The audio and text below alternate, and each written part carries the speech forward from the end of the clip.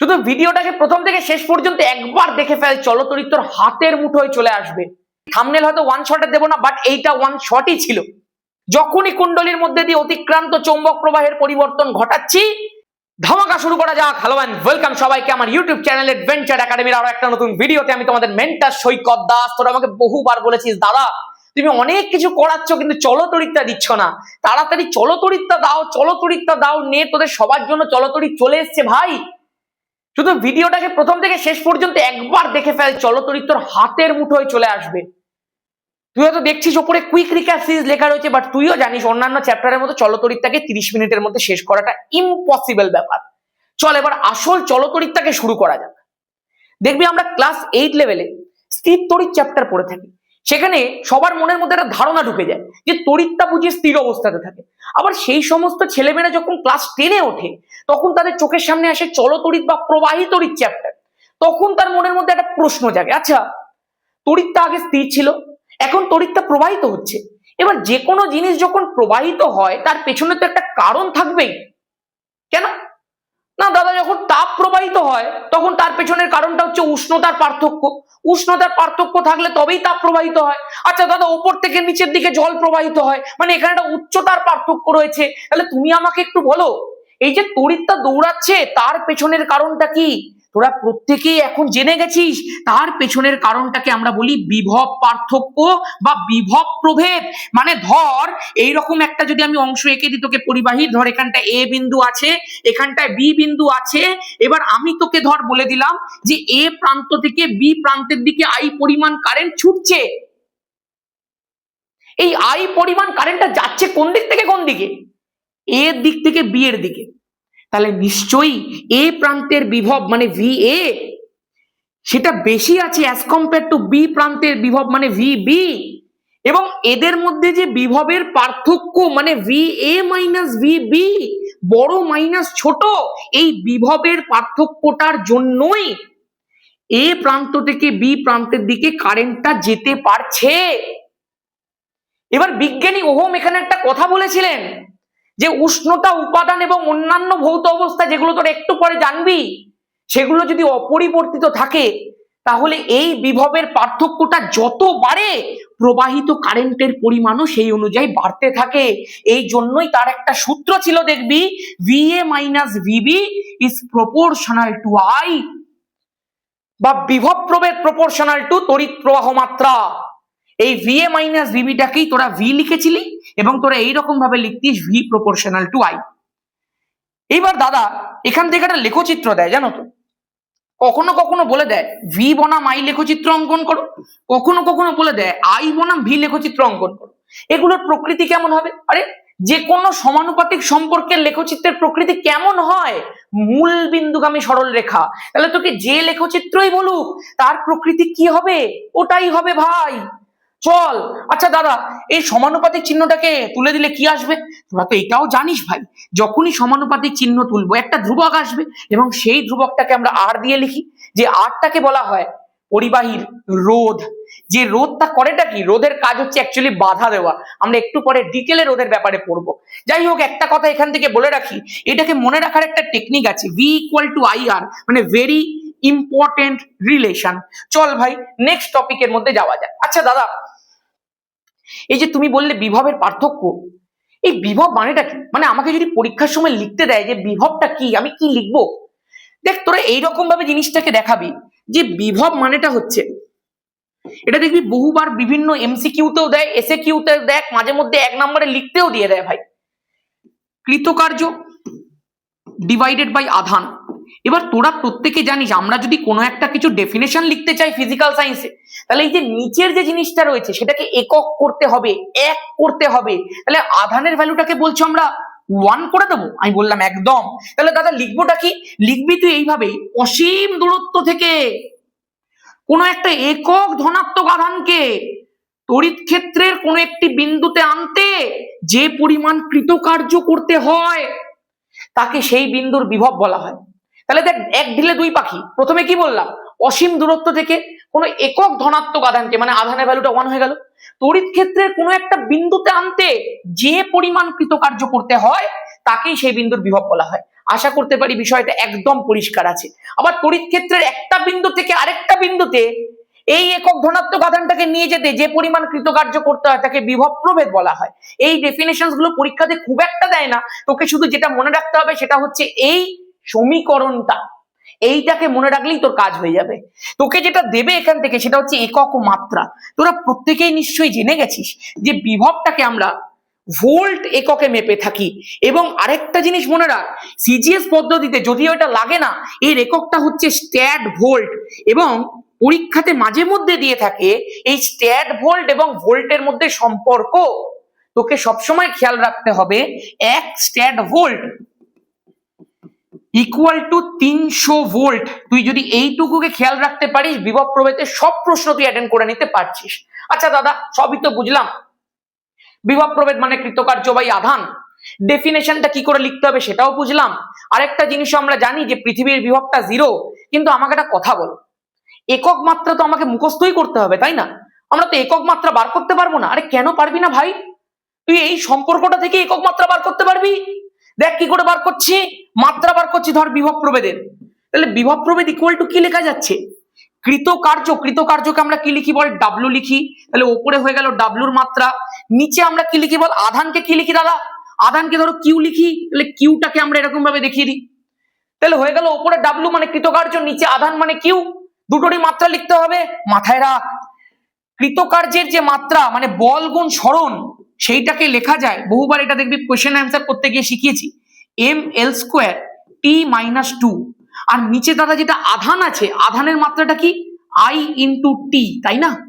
এই দুটো মাত্রাকে যদি আমরা একটুখানি লিখে দিই এবং এটাকে যদি একটু সিম্পলিফাই করার চেষ্টা করি, তাহলে আমরা দেখতে পাবো এমটা এম এর মতো করে বসবে, এল স্কোয়ার আছে তাহলে এল স্কোয়ারটা বসে গেল, টিটা উপরে উঠে গেলে টি মাইনাস 3 হয়ে যাবে, আইটা উপরে উঠে গেলে আই মাইনাস 1 হয়ে যাবে। তাহলে আমাদেরকে তো বিভব প্রভেদের মাত্রা মনে রাখার কোনো প্রয়োজন নেই।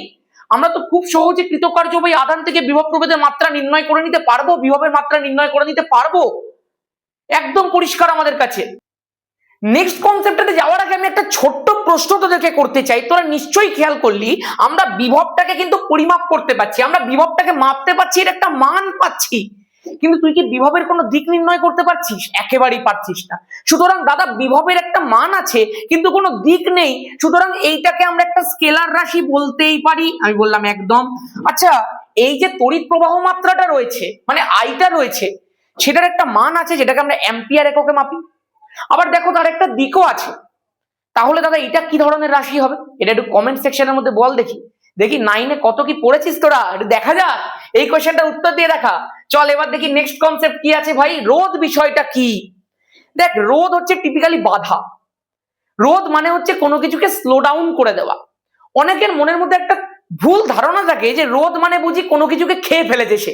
মানে অনেকে ভাবে, ধর আমি এখান থেকে তড়িৎ প্রবাহ পাঠাচ্ছি, এখান থেকে ধর আই পরিমাণ প্রবাহ যাচ্ছে, এই যখনই রোধের মধ্যে দিয়ে যাবে এই আই পরিমাণ প্রবাহটা বুঝি কমে যাবে এখান থেকে বেরোনোর সময়। অ্যাকচুয়ালি কিছুই অমনি হয় না ভাই। এখান থেকে যে আই পরিমাণ প্রবাহটা যায় ওটা এই রোধটাকে পেরোনোর পরেও আই থাকে, এর কোনো কমেও না, এর কোনো বাড়েও না। তাহলে অ্যাকচুয়ালি সে কি করে, ধর এখান থেকে যদি রোধটা না থাকতো এই আই প্রবাহটা 5 মিনিটের মধ্যে পৌঁছে যেত এখান থেকে এখানে, বাট রোধটা আছে বলে ও একটুখানি পথটাকে স্লো করে দিয়েছে, ও একটুখানি জিনিসটাকে স্লো ডাউন করে দিয়েছে। যেটা 5 মিনিটে যাওয়ার কথা ছিল ওটা এখন 20 মিনিটে যাচ্ছে। যেই কাজটা বাম্পার করে রাস্তার মধ্যে, ধর আমরা খুব স্পিডে গাড়ি চালাচ্ছি, বাম্পার সামনে থাকলো, আমরা কি করি? স্লো ডাউন করে নিই। কিন্তু বাম্পারের এই দিকে যখন থাকি, বাম্পারটা পার করার সময় আমরা গোটা থাকি, আর বাম্পার পার করার পরে কি আমরা হাফ হয়ে যাই? তা তো হয় না। আমাদের বাইকটা কি হাফ হয়ে যায়? তা তো হয় না। আমাদের গাড়িটা কি হাফ হয়ে যায়? তা তো হয় না। তাহলে এখানে কারেন্টটা কি করে হাফ হবে ভাই? শুধুমাত্র সেটা স্লো হয়ে যাবে, যেমনি আমরা স্লো হয়ে যাই কারেন্টটা অমনি স্লো হয়ে যায়। এই কনসেপ্টটা কিন্তু অনেকে বোঝে না। এবার একটুখানি বলি, রোধ, তোরা যদি এখন রোধের ডেফিনেশন চাস তাহলে আমি তো তোকে খুব সহজে ভেরি ইম্পর্টেন্ট রিলেশন থেকে দিয়ে দিতে পারবো। তোরা তো প্রত্যেকে জানিস আর ইকুয়াল টু হচ্ছে ভি বাই আই। তার মানে দাদা আমি এখান থেকে বলতে পারি যে কোনো একটা পরিবাহীর দুই প্রান্তের বিভব প্রভেদ এবং সেই পরিবাহীর মধ্যে দিয়ে তড়িৎ প্রবাহ মাত্রার একটা অনুপাতকে রোধ বলা হয়। আমি বললাম একদম। আচ্ছা দাদা, আমাকে একটা কথা বলো, এই যে রোধ আছে সেটাকে কোন এককে মাপা হয়ে থাকে? না, সেটাকে ওহম এককে মাপা হয়ে থাকে ভাই। এবং এইটাকে একটা চিহ্ন দিয়ে প্রকাশ করা হয় যেটাকে ওমেগা চিহ্ন বলা হয়ে থাকে। আচ্ছা দাদা, সবই তো বুঝলাম, তুমি একটুখানি আমাকে বলো এই রোধের মাত্রাটা কি করে নির্ণয় করতে হয়। ভাই এটা তো খুবই সহজ ব্যাপার। আজকে ধর তুই রোধের মাত্রা নির্ণয় করতে চাইছিস, তো তাহলে রোধ ইকুয়াল টু তুই কি লিখতে পারিস, ভি বাই আই লিখতে পারিস। আর তুই তো ভি এর মাত্রা একটু আগে বার করেছিস, তাহলে ওই ভি এর মাত্রাটাকে তুই বসিয়ে দে না। যদি পরীক্ষার হলে মনে না থাকে তাহলে ভি এর মাত্রাটাকে সাইডে বার করবি, করে বসিয়ে দিবি। ভি এর মাত্রা কত, M L square T minus three I minus one, তাহলে বসিয়ে দে M L square T minus three I minus one. আর এটা বার করাটা তো এমন কিছু কঠিন কাজ নয়। আজকে ধর তুই কোনো কারণে ভি এর মাত্রাটা ভুলে গেছিস, তুই কি করবি, তুই কৃতকার্যের মাত্রা বসাবি M L square T minus two, সেটাকে আধানের মাত্রা আইটি দিয়ে ভাগ করে দিবি। তুই এখানে মনে মনে করবি, দেখ এম আছে এল স্কোয়ার, আচ্ছা দাদা এল স্কোয়ার লিখে নিয়েছি, টিটা উপরে গেল টি মাইনাস থ্রি, হ্যাঁ হ্যাঁ লিখে নিয়েছি, আই উপরে গেছে আই মাইনাস ওয়ান লিখে নিয়েছি। একবার ক্রস চেক করে ভেরিফাই করে নিবি না তুই ঠিক লিখেছিস কিনা, ব্যাস গল্প শেষ। আর নিচে দাদা প্রবাহ মাত্রার মাত্রাটাকে আই লেখে, কোনো কোনো জায়গায় এ লেখে, বাট আমি তোকে বলছি তুই আই লিখবি, এ লিখবি না, ঠিক আছে? কারণ এ দিয়ে আবার অ্যাম্পিয়ার কে বোঝায়, এককটাকে এ লেখা হয়। এবার খেয়াল করে দেখ এই আইটা যখন উপরে উঠবে তাহলে হয়ে গেল কি M L square T minus three I minus two, এটাই হয়ে গেল রোধের মাত্রা। আশা করতে পারি তোর কাছে একদম পরিষ্কার আছে প্রত্যেকটা বিষয়। আচ্ছা দাদা এই রোধটাকে উল্টো করলে বেশ কি একটা পাওয়া যায় না? আমি বললাম একদম ঠিকই ধরেছিস। দেখ ভাই রোধ মানে যেমনি কোনো কিছুকে বাধা দান করা, এর উল্টোটাকে বলা হয় পরিবাহিতা, মানে সেটা হচ্ছে পরিবহন করা। এবার মজার বিষয় আছে একটা, জানিস তো, রোধের যে এককটা আছে সেটা হচ্ছে ওহম, রোধের উল্টো যে পরিবাহিতা মানে রোধের অনন্যক, সেইটার এককটা হচ্ছে ঠিক এর উল্টোটা, মানে এম এইচ ও, মো, যেটাকে বর্তমানে সিমেন্স এককে প্রকাশ করা হয়ে থাকে। আবার একটা জিনিস জানি, রোধকে প্রকাশ করা হয় ওমেগা চিহ্ন দিয়ে, পরিবাহিতাটাকে প্রকাশ করা হয় উল্টো ওমেগা চিহ্ন দিয়ে। ঠিক আছে, এগুলো নিশ্চয়ই তোরা প্রত্যেকে শুনেছিস, আমি তোদেরকে জাস্ট একবার করে রিক্যাপ করিয়ে দিচ্ছি। এইবার তড়িৎচালক বল ও বিভব প্রভেদের মধ্যে কি সম্পর্ক আছে দাদা? আচ্ছা তড়িৎচালক বল মানেটা কি দাদা? আমরা তড়িৎচালক বল মানে একেবারেই বুঝি না। তোর যে ক্যাপাসিটি আছে তুই কি সেই অনুযায়ী পড়াশোনা করছিস? সত্যি কথা বলতো, তোর মধ্যে যে ক্ষমতাটা আছে তুই কি সেই অনুযায়ী পড়াশোনা করছিস আদৌ? করছিস তো না। তুই তো এর থেকে অনেক উঁচু লেভেলে পড়াশোনা করতে পারিস, তোর ক্যাপাসিটি তো এর থেকে অনেক বেশি, তুই তো বাড়িতে অঢেল সময় পাচ্ছিস, কিন্তু তবুও নিজের ফুল ফ্লেজে পড়ছিস না। তড়িৎচালক বল আর বিভব প্রভেদের সম্পর্কটা এমনি। অ্যাকচুয়ালি একটা ব্যাটারি যখন আমরা নিই, সেই ব্যাটারিটা ম্যাক্সিমাম যতটা ভোল্টেজ দিতে পারে, the maximum voltage can be given by this battery is known as তড়িৎচালক বল। মানে তড়িৎচালক বলটা হচ্ছে ব্যাটারির নিজস্ব বিভব প্রভেদ, যেটা ওর নিজের মধ্যে আছে, যেটা ও ম্যাক্সিমাম অ্যামাউন্টে দিতে পারে, বাট সেটা কি ও পুরোটা দিতে আদৌ সক্ষম নয় ভাই। কারণ ওর ভেতরেও একটা রোধ আছে যেটা ওকে ওই পুরো ভোল্টেজটা দিতে বাধা দান করছে। যেমনি তোরও ফুল ক্যাপাসিটি আছে, কিন্তু তোকে সেই ফুল ক্যাপাসিটিটা দিতে কে বাধা দিচ্ছে? তোর মোবাইল। তার মানে তোর মোবাইলটা হচ্ছে তোর নষ্টের গোড়া, আর সেটাই তো নষ্ট ভোল্টে পরিণত করে দিচ্ছে তোর ক্যাপাসিটিটাকে। সবকিছু মানুষের মধ্যে আছে, সবকিছু, কেমিস্ট্রি ফিজিক্স মানুষের জীবনের সাথে জড়িত ভাই। চল এবার শুরু করা যাক। যারা যারা এখনো পর্যন্ত এগুলো পড়েনি তারা ভাববে ভাই কি বকছে রে ভাই, তড়িৎচালক বল মানেটা কি? তড়িৎচালক বল মানে একটা ধর তুই ব্যাটারি নিয়েছিস, সেই ব্যাটারি থেকে আমরা ম্যাক্সিমাম যতটা বিভব প্রভেদ, যতটা ম্যাক্সিমাম ভোল্টেজ পেতে পারি, সেটাকেই আমরা তড়িৎচালক বল ই দিয়ে প্রকাশ করে থাকি। এবার ব্যাটারির মধ্যে থাকে একটা অভ্যন্তরীণ রোধ, যেই অভ্যন্তরীণ রোধটা এই পুরো ভোল্টেজটাকে বহির্বর্তনীতে আসতে দেয় না। তাহলে যে পরিমাণ ভোল্টেজ বহির্বর্তনীর মধ্যে অ্যাকচুয়ালি ব্যাটারি থেকে এলো, সেটাকে আমরা ভি দিয়ে প্রকাশ করে থাকি, সেটা হচ্ছে বর্তনীর দুই প্রান্তের বিভব প্রভেদ। এইবার ধর আমি তোকে বলতে চাইলাম এই বর্তনীর মধ্যে দিয়ে কোন দিক থেকে কোন দিকে তড়িৎ প্রবাহ হয়। অবশ্যই বুঝতে পারছিস ব্যাটারির পজিটিভ প্রান্ত থেকে নেগেটিভ প্রান্তের দিকে তড়িৎ প্রবাহ হয়, মানে এইরকম ভাবে তড়িৎ যাবে, রোধের মধ্যে দিয়ে যাবে, দিয়ে এইরকম ভাবে নেগেটিভ প্রান্তের দিকে আসবে। দাদা কতটা তড়িৎ প্রবাহিত হবে না, তড়িতের পরিমাণটা। তোকে ধর আমি যদি এই জায়গাটা এই প্রশ্নটা করতাম যে আই এর মানটা কি হবে, তুই বলতিস দাদা আই এর মানটা ভি বাই আর হবে। আচ্ছা তুই যখন গোটা বর্তনীটাকে ব্যাটারি সমেত কল্পনা করছিস, তখন তো তুই ভি এর মানটা ভি বসাতে পারবি না। টোটাল ব্যাটারির মধ্যে কতটা তড়িৎচালক বল আছে, ই পরিমাণ তড়িৎচালক বল আছে, তাহলে আমি পুরো ইটাকেই বসাবো। আর দাদা রোধ, এই নিচে তো কি বসাতে, নিচে রোধ বসাতে হয়। দাদা রোধ কতগুলো আছে, একটা হচ্ছে বহির্বর্তনীর রোধ, ব্যাটারির সঙ্গে দেখ একটা বহির্বর্তনীকে কানেক্ট করা হয়েছে, তাহলে বহির্বর্তনীর একটা রোধ আছে বড় হাতের আর, তাহলে ওই বহির্বর্তনীর রোধটাকে আমি বসালাম। আর কি বসাবো দাদা? এই ব্যাটারির মধ্যে যে রোধটা রয়েছে, ব্যাটারির মধ্যেকার রোধটাকে কি বলা হয়? অভ্যন্তরীণ রোধ বলা হয়। তাহলে এই দুটো রোধই তো এখানে আছে, তাহলে আমি দুটো রোধকেই বসাবো। I equal to E by R plus R হয়ে গেল। এইবার কি হবে দাদা? না এইবার তুই কোনাকুনি একটু গুণ করে দে না। তাহলে এখান থেকে তুই কি পেয়ে যাবি বল? E equal to I into R মানে I R plus I into ছোট আর মানে আই আর। একদম পরিষ্কার দাদা। একটু আগে আমরা ভেরি ইম্পর্টেন্ট রিলেশন পড়েছি না, যে কোনো একটা বহির্বর্তনী মানে ধরো এই যে বর্তনীটা এখানটায় দেওয়া রয়েছে, এই বর্তনীর মধ্যে আই পরিমাণ প্রবাহ যাচ্ছে, আর রোধ আছে, এখানে ধরো এ বিন্দু আছে, এখানে ধরো বি বিন্দু আছে, মানে একটা বিভব প্রভেদও আছে। তাহলে স্বাভাবিকভাবে সেই বিভব প্রভেদ যেটা অ্যাকচুয়ালি আমরা এখানে ভি দিয়ে লিখছি সেটা ইকুয়াল টু আই আর লেখা যায়। তাহলে এই যে আই আরটা রয়েছে, সেই আই আরটা জায়গার মধ্যে আমরা কি বসিয়ে দেবো দাদা? ভি বসিয়ে দেবো। তাহলে ই ইকুয়াল টু ভি প্লাস ছোট হাতের আই আর পাওয়া গেল এরকম। একদম পরিষ্কার। তাহলে দাদা অ্যাকচুয়ালি ব্যাটারিটার মধ্যে সঞ্চিত রয়েছে ই পরিমাণ ভোল্টেজ, যেটা ও দিতে সক্ষম বাট দিতে পারছে না ডিউ টু অভ্যন্তরীণ রোধ, ওর নিজস্ব রোধ। ও অ্যাকচুয়ালি তার পরিবর্তে দিচ্ছে কতটা? ভি পরিমাণ ভোল্টেজ, যেটা এ আর বি বিন্দুর মাঝে আছে বলে আই প্রবাহটা যাচ্ছে এর মধ্যে দিয়ে। তাহলে দাদা এই দুটোর মধ্যে পার্থক্যটা কতটা? না ই মানে তড়িৎচালক বল মাইনাস ভি মানে অ্যাকচুয়ালি যে বিভবটা ব্যাটারি থেকে আসছে কারেন্ট এই এ আর বি বিন্দুর মাঝে, সেই দুটোর পার্থক্যটাকে আমরা লিখতে পারছি আই আর। দাদা তড়িৎচালক বলটাও তো এক প্রকার বিভব প্রভেদই। আমি বললাম হ্যাঁ। তার মানে এর এককটাও ভোল্ট? আমি বললাম একদম।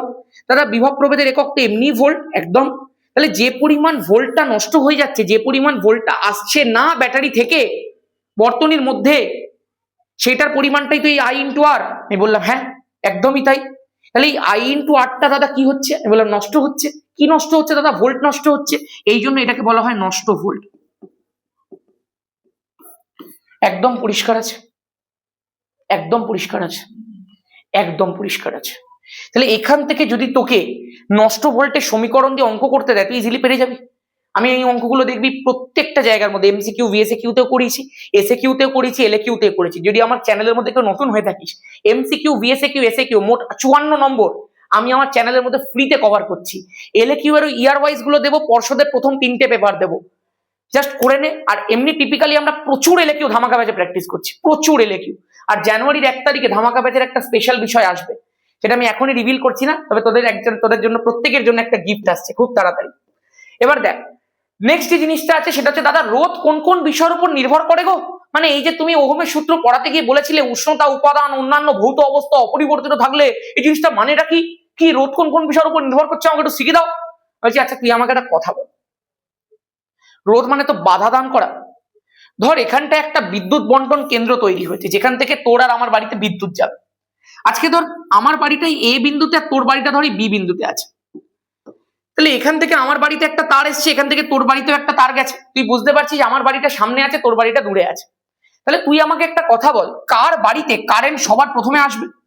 তুই বলবি দাদা তোমার বাড়ির সামনে আছে, তুমি ইচ্ছা করে তোমার বাড়ির সামনে বানিয়ে নিয়েছো, ওই জন্য তোমার বাড়িতে তাড়াতাড়ি করে কারেন্ট চলে আসবে।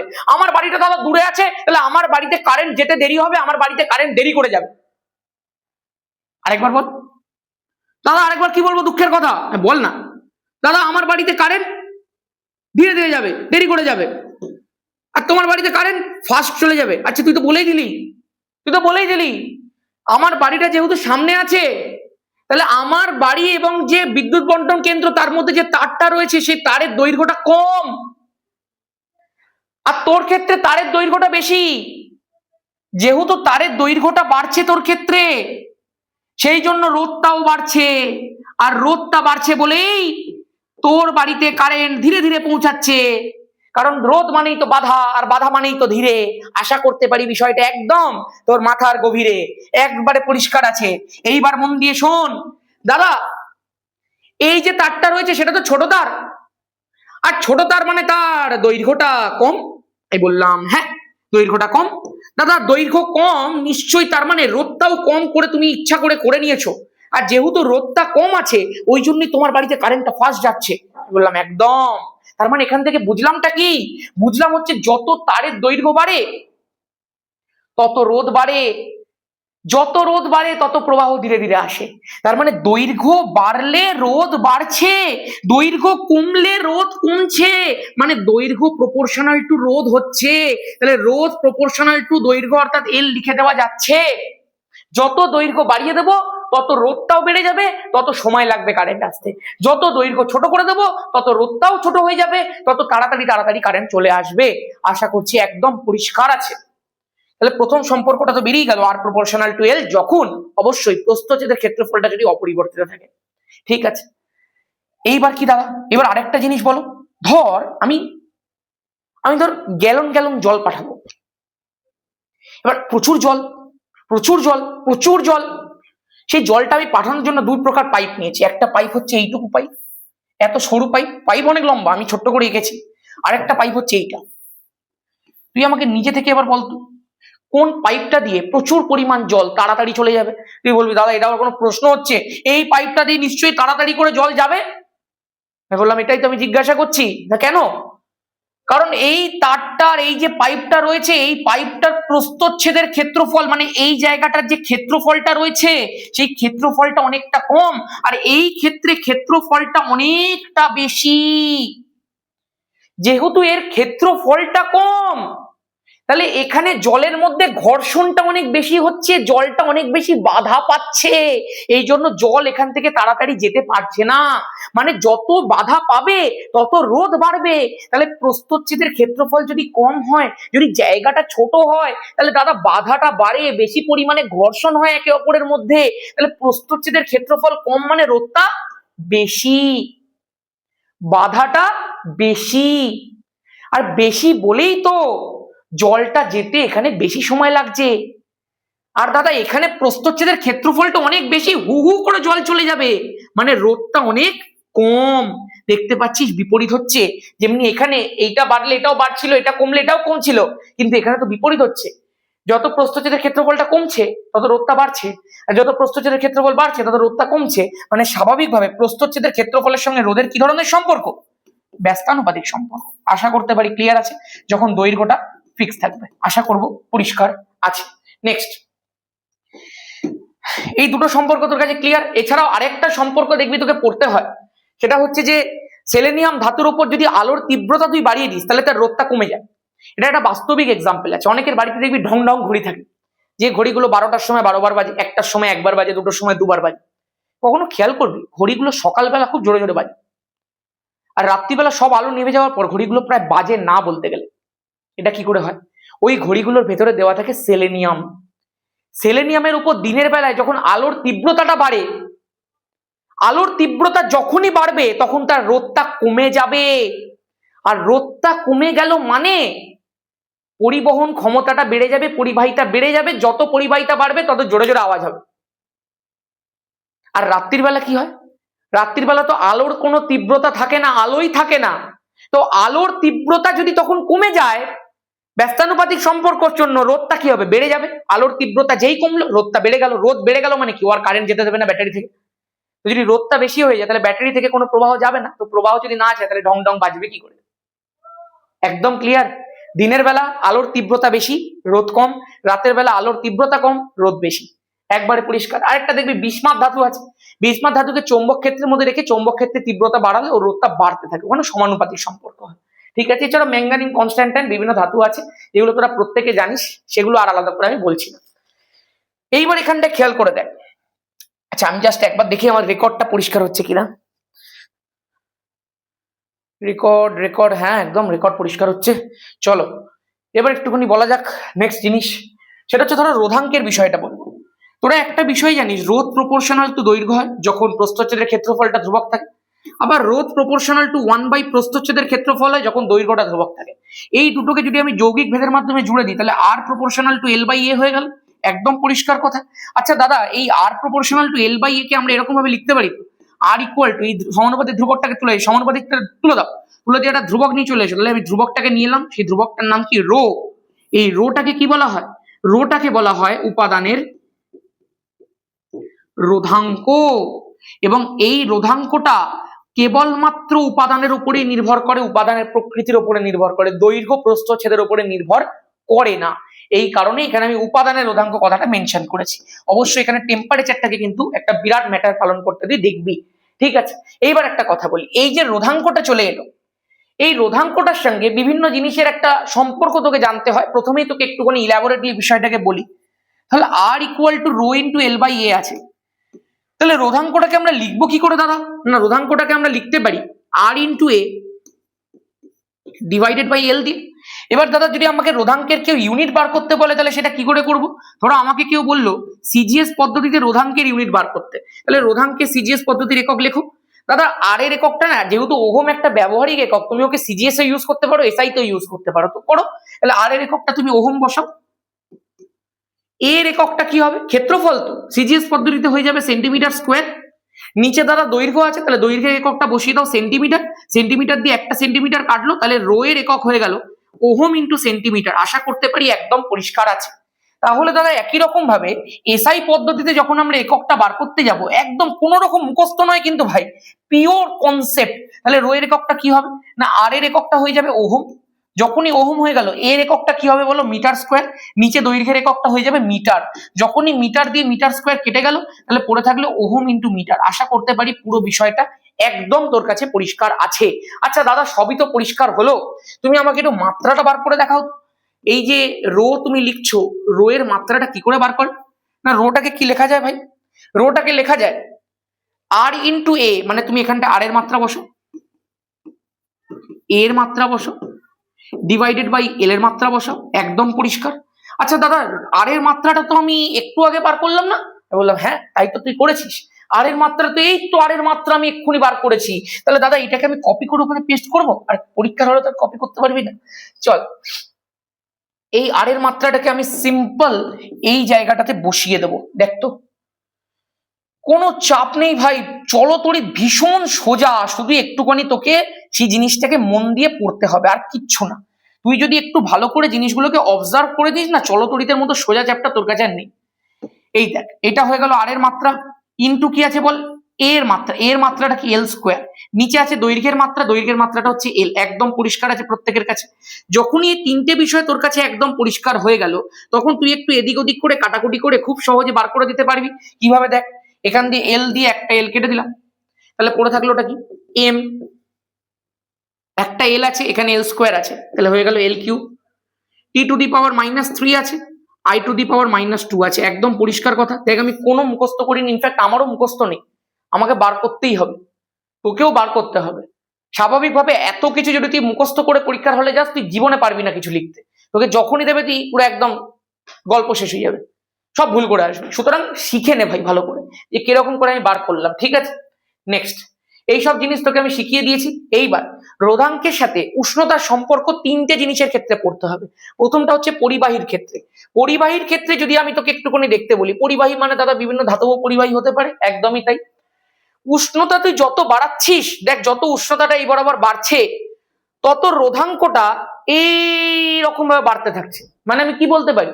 আমি বলতে পারি পরিবাহীর ক্ষেত্রে রোধাঙ্কটা উষ্ণতা বৃদ্ধির সঙ্গে সঙ্গে বাড়তে থাকে। একদম পরিষ্কার আছে, একদম পরিষ্কার আছে। নেক্সট যদি তোকে আমি বলি অর্ধ পরিবাহীর ক্ষেত্রে কি হবে দাদা? অর্ধ পরিবাহীর ক্ষেত্রে যদি তুই দেখিস একটা সমপরাবৃত্ত গ্রাফ পাওয়া যাচ্ছে, মানে তুই যত উষ্ণতাটাকে বাড়াচ্ছিস, ধর আমি এখানটায় উষ্ণতা রেখেছিলাম, তাহলে সেই সময় রোধাঙ্কের ভ্যালুটা আমি এই জায়গাটায় পেয়েছিলাম। এবার উষ্ণতাটাকে যখনই আমি বাড়িয়ে এখানটায় করলাম, এখানে করলাম, তখন আমি রোধাঙ্কের ভ্যালুটা এই জায়গাটায় পেলাম। তাহলে আমি দেখতে কি পাচ্ছি? উষ্ণতা বাড়ছে এই বরাবর, কিন্তু রোধাঙ্কটা কি হচ্ছে বল? কমে যাচ্ছে। একদম পরিষ্কার কথা। তাহলে উষ্ণতা বাড়ছে, রোধাঙ্ক কমছে, এটা কি ধরনের সম্পর্ক? ব্যস্তানুপাতিক সম্পর্ক। তাহলে অর্ধ পরিবাহীর ক্ষেত্রে উষ্ণতা বাড়লে রোধাঙ্ক কমে, একদম পরিষ্কার কথা। অর্ধ পরিবাহীর এক্সাম্পল নিচে কমেন্ট সেকশনের মধ্যে দিয়ে দাও। নেক্সট কি আছে? এটা একটা বিশেষ ধরনের কোয়েশ্চেন এখান থেকে দেখবি থাকে। প্রথমটা থাকে হচ্ছে অতি পরিবাহী কাকে বলে, আর দ্বিতীয় প্রশ্নটা থাকে সংকট তাপমাত্রা কাকে বলে। দেখ, অতি পরিবাহী জিনিসটা কি? আমার এখানে ট্রেন্ডটা হচ্ছে এই দিক বরাবর, আমি উষ্ণতাটাকে কমাচ্ছি কমাচ্ছি কমাচ্ছি কমাচ্ছি কমাচ্ছি, একটা এমন টেম্পারেচার আমি পেলাম, যেই টেম্পারেচারে গিয়ে এই পরিবাহী বা অর্ধ পরিবাহীতে যাই বল, সেইটার রোধাঙ্ক প্রায় প্রায় প্রায় প্রায় শূন্যের নিকটবর্তী হয়ে গেল। মানে আজকে ধর এই টেম্পারেচারে তার রোধাঙ্কটা এই জায়গাটায় ছিল, এখানে তার রোধাঙ্কটা এই জায়গাটায় ছিল, এখানে তার রোধাঙ্কটা এই জায়গাটায় ছিল। হঠাৎ করে যখন আমি এই জায়গাটাতে এলাম, যেই মাত্র এই উষ্ণতাটাতে এলাম, সঙ্গে সঙ্গে পুরো রোধাঙ্কটা হঠাৎ করে ড্রপ করে গিয়ে প্রায় জিরোর নিকটবর্তী হয়ে গেল। এই যে টেম্পারেচারটা, যেখানে পরিবাহীর রোধাঙ্কটা প্রায় শূন্যের নিকটবর্তী হয়ে গেল, সেই উষ্ণতাটাকে আমরা বলে থাকি সংকট টেম্পারেচার বা ক্রিটিক্যাল টেম্পারেচার। আর এই ধরনের পরিবাহীগুলোকে আমরা বলে থাকি অতি পরিবাহী। অতি পরিবাহী মানে যেহেতু রোধাঙ্কটা শূন্যের কাছাকাছি হয়ে গেল, রোধাঙ্ক কমে যাওয়া মানে রোধও কমে যাওয়া। আর রোধ যেই মাত্র একদম শূন্যের কাছাকাছি চলে যাচ্ছে, রোধাঙ্ক একেবারে শূন্যের কাছাকাছি চলে যাচ্ছে, তাহলে পরিবহন ক্ষমতাটা অর্থাৎ পরিবাহিতাটা কত বেড়ে যাবে। এই জন্য এই পরিবাহীগুলো নর্মাল পরিবাহী নয়, এগুলোকে কি বলা হয়? অতি পরিবাহী। আশা করতে পারি বিষয়টা একেবারে পরিষ্কার আছে। এবং অতি পরিবাহীর ক্ষেত্রে যে টেম্পারেচারে রোধাঙ্কটা শূন্যের নিকটবর্তী হয়ে যায় এবং পরিবহন ক্ষমতাটা অত্যন্ত বেড়ে যায়, সেই টেম্পারেচারটাকে ক্রিটিক্যাল টেম্পারেচার বলা হয়ে থাকে। যেমনি পারদ কিন্তু কোনো নর্মাল পরিবাহী নয়, এটা একটা অতি পরিবাহী। এবং এই পারদের ক্ষেত্রে সংকট তাপমাত্রার ভ্যালুটা প্রায় 4.2 কেলভিন হয়। নেক্সট প্রশ্ন কি বলে দিয়েছে? বলেছে রোধের শ্রেণী ও সমান্তরাল সমবায়। এই আরেকটা ভালো জিনিস দিয়ে দিয়েছে, খেয়াল করে দেখ। আমরা প্রত্যেকে একটু সমবায় তুল্য রোধ কথাটা শেখার আগে তুল্য কথাটার মানে বুঝি। ধর দড়ি টানাটানি খেলা হচ্ছে, এখানটায় কিছু লোকজন আছে, এদের সাথে খেলা হচ্ছে, এখানটায় কিছু লোকজন আছে তাদের। এইবার হঠাৎ করে দেখা গেল এই দুজনে টয়লেট পেয়ে গেছে। তো এই দুজন আমাকে বলছে, দাদা আমাদের খুব জোর টয়লেট পেয়েছে, তুমি একটু সামলে নেবে কিছুক্ষণ, 2-4 মিনিট। আমি বললাম আচ্ছা। তখনও কিন্তু কোনো দিকেই দড়ি যাচ্ছে না, দড়ি একদম মিডিলে রয়েছে, কেউ দড়িটাকে নিচের দিকে টানতে পারছে না, মানে দুদিকের এনার্জিটা একদম সেম। এবার আমার টিমের দুটো প্লেয়ার চলে গেছে টয়লেটে। অ্যাকচুয়ালি ওরা আস্তে আস্তে দেখতে পাচ্ছে যে ওরা এবার টেনে নেবে, এবার ওই জন্য ভয়তে টয়লেট পালিয়ে গেছে। কাকে দিয়ে গেছে দায়িত্ব? আমাকে দিয়ে গেছে। ভাই আমি হচ্ছি ভীম কা লাড্ডু, মানে কি ভীম কা জাদু কি একটা বলে, টুনটুন মাসির লাড্ডু খেয়ে নিয়েছি একটু, নিয়ে একদম শক্তিশালী হয়ে গেছি। এইবার কি হয়েছে, ওই যে দুজন পালিয়ে গেছে, ওই দুজন যেমনি অবস্থায় দড়িটাকে রেখে দিয়ে গেছিল, যখন আমি একা ধরেছি ওই অবস্থাতেই দড়িটা দাঁড়িয়ে আছে। মানে দড়িটা না সামনে যাচ্ছে না পেছনে যাচ্ছে, মানে ওদের দুজনের এনার্জি আর আমার এনার্জি কি সমতুল্য। স্বাভাবিকভাবে এই দড়িটা আগেও যেখানে ছিল সেখানেই থাকবে।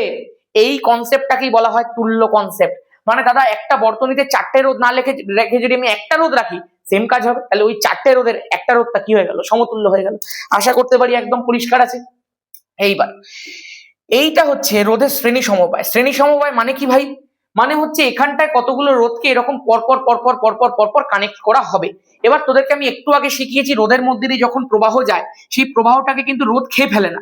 ধর এখান থেকে আই প্রবাহ যাচ্ছে, তাহলে আই প্রবাহটা এই রোধটা পার করে এখানেও আই থাকবে, জাস্ট প্রবাহটা একটু স্লো ডাউন হয়ে যাবে।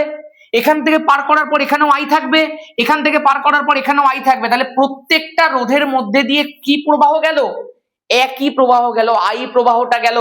এই জন্যই বলা হয় শ্রেণী সমবায়ের ক্ষেত্রে প্রবাহ মাত্রাটা ধ্রুবক থাকে। এইবার তুই এখানে যখন তুল্য রোধের সমীকরণটা বার করবি, তোকে প্রথমে এ বি সি ডি 4টে বিন্দু দিয়ে দিতে হলো। তুই ধরে নিয়েছিস এ আর বি বিন্দুর মাঝের যে রোধটা সেটা R1, বি আর সি বিন্দুর মাঝের রোধটা হচ্ছে R2, সি আর ডি বিন্দুর মাঝের রোধটা হচ্ছে R3। একদম পরিষ্কার কথা। তাহলে এইবার তুই প্রত্যেকটা বিন্দুর ক্ষেত্রে ওহমের সূত্র লাগিয়ে দে। ধর আমি বললাম এ থেকে বি এর দিকে কারেন্ট যাচ্ছে, তো তাহলে লেখা যায় তো VA মাইনাস VB।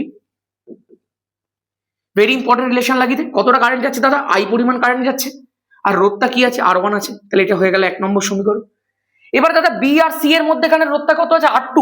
তাহলে বি থেকে সি এর দিকে কারেন্টটা যাচ্ছে, তার মানে VB মাইনাস VC হবে। ভি এরটা নিশ্চয়ই বেশি, সি এরটা নিশ্চয়ই কম।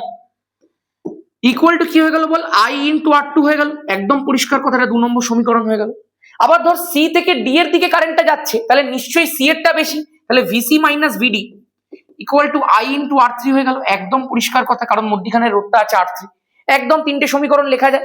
আচ্ছা দাদা এই 3টে সমীকরণকে যদি আমি জুড়ে দিই, দেখ লেখা তোরা সব পারবি, এর উপরে কি লিখতে হয় না লিখতে হয় তুই সব জানিস। এবার এই যে 3খানা সমীকরণ আছে, আমি যদি 3টে সমীকরণকে একটু জুড়ে দিই তাহলে কি হবে? না দেখ কি হবে, VA minus VB plus VC minus VD plus VA minus VB আছে VB minus VC plus VC minus VD। যেই মাত্র তিনটেকে জুড়লাম, এই দিক থেকে তিনটেকে জুড়তে হবে, তাহলে তিনটে জায়গা যখনই জুড়বো আইটা কমন চলে যাবে, কমন চলে গিয়ে R1 plus R2 plus R3 হয়ে যাবে, একদম পরিষ্কার কথা আছে। আচ্ছা দাদা, এখান থেকে আমি একটা বিষয়ে খেয়াল করতে পারছি, ভিবি কেটে গেল, ভিসি কেটে গেল, আলটিমেটলি পড়ে থাকলো VA minus VD equal to I into R1 plus R2 plus R3। একদম পরিষ্কার আছে, একদম পরিষ্কার আছে। দাদা তুল্য রোধ মানে এই A আর D যে প্রান্তীয় বিন্দুগুলো আছে, এদের মাঝখানে R1 R2 আর R3 রোধটাকে তুই তুলে দিয়ে তুই তিনটের পরিবর্তে একখানা রোধ বসা। এইটা আবার কি করে খেয়াল কর, ধর আমি এখানে A দিলাম, এখানে D দিলাম, এই যে এই জায়গাটা A দিচ্ছি, এই জায়গাটা ধর আমি D দিচ্ছি, যেমনি A আর D বিন্দু এখানটায় ছিল, এই যে A ছিল এখানে D ছিল, এবার এদের মধ্যখানে আমি তিনখানা রোধ না বসিয়ে একটাই মাত্র রোধ বসাচ্ছি, এবং রোধ বসিয়ে দেখতে পাচ্ছি আগে যে পরিমাণ প্রবাহ এখান থেকে যাচ্ছিল এখনো সেই পরিমাণই প্রবাহ এখান থেকে যাচ্ছে।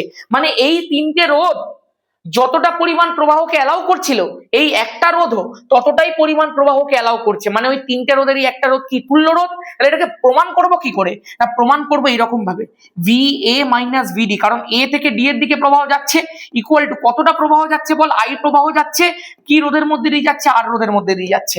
এইবার একটুখানি তুলনা করে দেখতো, এই তিনটে যখন ছিল তখনও সমীকরণ লাস্টে আসছিল VA minus VD I into R1 plus R2 plus R3, এখানেও আসছে VA minus VD I into just R।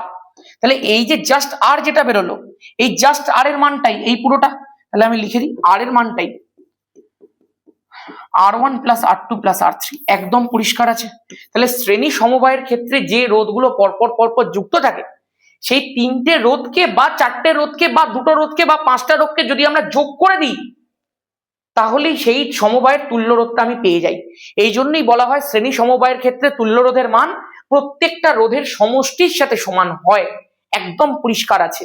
আর স্বাভাবিকভাবে তুই একটা জিনিস এখান থেকে আরো প্রমাণ করতে পারিস, অনেক সময় বলে দেয় যে তোমাকে ধরো R1 R2 এবং R3 রোধকে শ্রেণী সমবায় যুক্ত করে দেওয়া হয়েছে, যার মধ্যে R1টা সবচেয়ে বড়, তার থেকে একটু ছোট R2, তার থেকে সব থেকে ছোট হচ্ছে R3।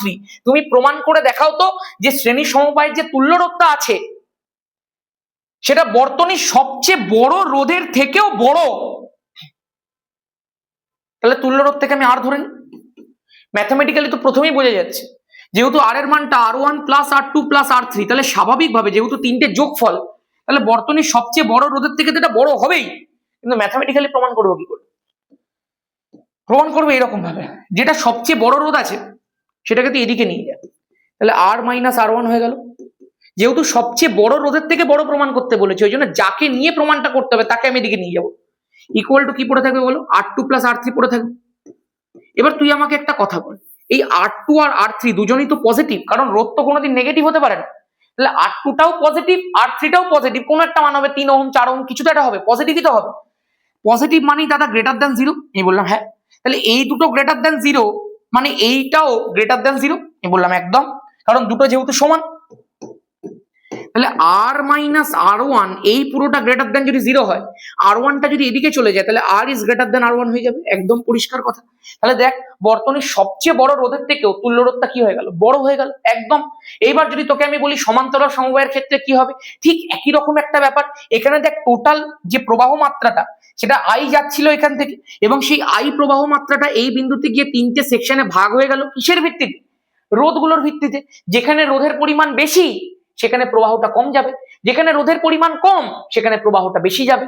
কিন্তু যাই যাক, রোধের ভিত্তিতে ভাগ যতই হয়ে যাক, আলটিমেটলি তিনটের মধ্যে দিয়ে যে প্রবাহটা যাবে সেটা এক জায়গাতে যখন মিট করবে সেটা I ছিল I থাকবে। একদম পরিষ্কার। তাহলে দাদা এখানে কি ধ্রুবক থাকে গো, না তুই চিন্তা করে দেখ, আজকে এই রোধটারও এই প্রান্তটা A, এই প্রান্তটা B, এই রোধটারও এই প্রান্তটা A, এই প্রান্তটা B, এই রোধটারও এই প্রান্তটা A, এই প্রান্তটা B। মানে প্রত্যেকটা রোধের দুটো প্রান্ত সেম, প্রত্যেকটা রোধের দুই প্রান্তের বিভব পার্থক্যটা সেম। তাহলে সমান্তরাল সমবায়ের ক্ষেত্রে কি ধ্রুবক থাকে, দুই প্রান্তের বিভব প্রভেদটা ধ্রুবক থাকে। একদম পরিষ্কার কথা। এবার আমরা কি লিখবো বল, আমরা লিখবো সমান্তরাল সমবায়ের ক্ষেত্রে যেহেতু R1 R2 R3 সমান্তরাল সমবায়ে যুক্ত, VA minus VB equal to, প্রথমটার ক্ষেত্রে লিখি I1 ইন্টু R1। একদম পরিষ্কার, একদম পরিষ্কার। তাহলে I1 এর ভ্যালুটা হয়ে যাবে VA minus VB divided by R1। একেবারে ক্লিয়ার আছে, 1 নম্বর সমীকরণ। দ্বিতীয়টা কি হবে বল? দ্বিতীয়টা হয়ে যাবে I2 equal to VA minus VB divided by R2। একদম 2 নম্বর সমীকরণ ক্লিয়ার আছে।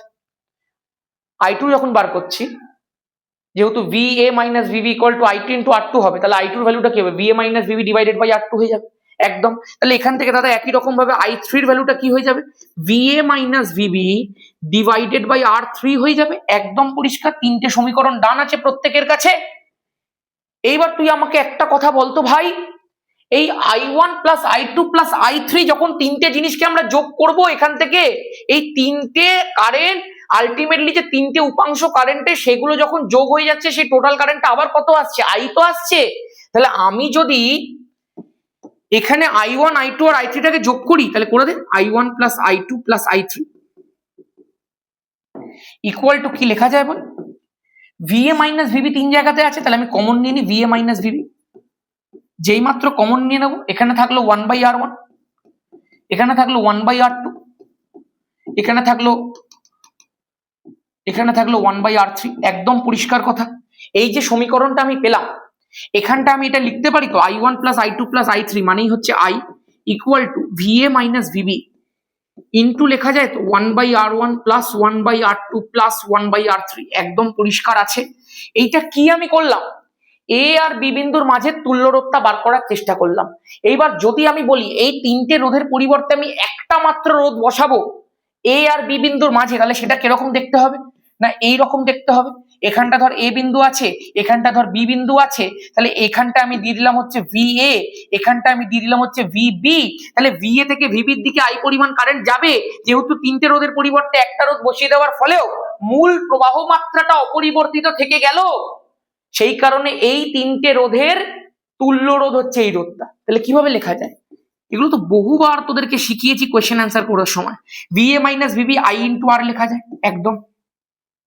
তাহলে I এর ভ্যালুটাকে লেখা যায় তো VA minus VB divided by R, বা VA minus VB into 1/R। একদম পরিষ্কার ভাবে লেখা যায়। এখানটা I এর মানটা তুই কি পেলি? VA minus VB into 1/R1 1/R2 1/R3। এখানে তুই পেলি VA মাইনাস VB 1/R। তাহলে তুই এখান থেকে একদম নিঃসন্দেহে বলতে পারিস দুটোকে তুলনা করে এই 1/R এর যে মানটা, সেটাই 1/R1 1/R2 1/R3 সঙ্গে সমান। একদম পরিষ্কার। তাহলে equal to 1/R1 1/R2 1/R3। একদম পরিষ্কার। এখান থেকেও একটা প্রমাণ আসে, সমান্তরাল সমবায়ের ক্ষেত্রে তুল্য রোধের মানটা বর্তনীর সবচেয়ে ছোট রোধের থেকেও ছোট হয়। ধরে নে R3 সবচেয়ে ছোট, যেরকম ভাবে প্রমাণ করেছিলাম, যেটাকে নিয়ে তুলনা করতে বলবে সেটাকে তুই এদিকে নিয়ে যাবি, নিয়ে গিয়ে দেখ তুই একই রকম ভাবে বার করে নিতে পারবি। আর যদি না বার করতে পারিস, আমার বিভিন্ন কোয়েশ্চেন অ্যান্সারের মধ্যে তুই অলরেডি সেই বিষয়গুলোকে দেখেছিস। ঠিক আছে, একদম পরিষ্কার আছে। এই পর্যন্ত ডান।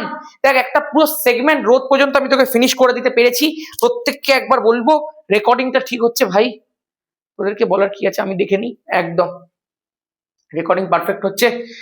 জুলের সূত্র অনেকে ভুল করে, লিখতে ভুল করে। আমি দেখবি যে এলএকিউ সেশনস গুলো করাচ্ছি, সেই এলএকিউ এর মধ্যে ধামাকা ব্যাচে বা ইউটিউবে যেগুলো দিচ্ছি সেগুলোর মধ্যে আমি উত্তর লেখার কিছু কিছু টেকনিক তোদেরকে শিখিয়ে দিচ্ছি।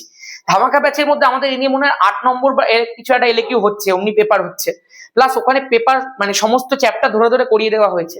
অনেকে হয়তো আমাকে বলেছিস দাদা আমরা ধামাকা ব্যাচে ভর্তি হতে পারলাম না। প্রথমে ফিসটা অনেকটা 999 আমি রেখেছিলাম, যদিও যে জিনিস করানো হয়েছে সেই তুলনায় 999টা কিছুই নয়, টু বি ভেরি অনেস্ট। যারা যারা ধামাকা ব্যাচে পড়ে তাদের থেকে জেনে নিন যে কি ওখানে করানো হয়েছে অ্যাকচুয়ালি। তারপরে ফিসটাকে আমি 599 করে দিয়েছি এখন। তারপরেও যারা ভর্তি হতে পারিসনি তাদের জন্য ওই লাস্ট 1 মাসে আমার একটা গিফট থাকবে, অবশ্যই থাকবে। সেটা জানুয়ারির 1 তারিখ আমার জন্মদিনের দিন আমি প্রকাশ করে দেবো। জুলের সূত্র খুব ভালো করে মন দিয়ে শুনবে। জুলের সূত্রটা কি অ্যাকচুয়ালি? দেখ, আমরা জানি যখনই কোনো একটা জায়গার মধ্যে দিয়ে তড়িৎ প্রবাহ হয় বা যখনই কোনো একটা জায়গার মধ্যে রোধ থাকে, সেখানে তাপ উৎপন্ন হয়। কিভাবে বুঝবো দাদা তাপ উৎপন্ন হয়? এই দেখ, ধর আমার দুটো হাত আছে, আমি দুটো হাতকে যদি এরকম ভাবে ঘষতে থাকি, তাহলে ঘষা মানে কি? একজনের বিরুদ্ধে আরেকজনকে বাধা দান করছি, মানে এখানে একটা আমি রোধের সৃষ্টি করছি। আমি দেখ যত বাধাটাকে বাড়াবো, যত চেপে চেপে ঘষবো, তত এখানে উৎপন্ন তাপের পরিমাণটা বাড়বে। মানে যারা যত রোধ তত তাপ? আমি বললাম হ্যাঁ। আচ্ছা দাদা, যত কারেন্ট প্রবাহিত করব তত তাপ উৎপন্ন হবে? আমি বললাম হ্যাঁ। আবার দাদা, যত সময় ধরে আমি কারেন্টটাকে চালাবো, যত বেশি সময় ধরে আমি কারেন্ট চালাবো, তত তাপ উৎপন্ন হবে। আমি বললাম হ্যাঁ। তাহলে এই উৎপন্ন তাপটা তিনটে বিষয়ের উপর নির্ভর করে। একটা হচ্ছে H proportional to I square, মানে যত কারেন্ট তুই পাঠাবি তার বর্গের সঙ্গে উৎপন্ন তাপটা সমানুপাতিক। মোদ্দা কথায় তুই যত কারেন্ট পাঠাবি তত তাপ উৎপন্ন হবে ভাই। উৎপন্ন তাপের পরিমাণটা কারেন্ট পাঠানোর সাথে সাথে বাড়বে।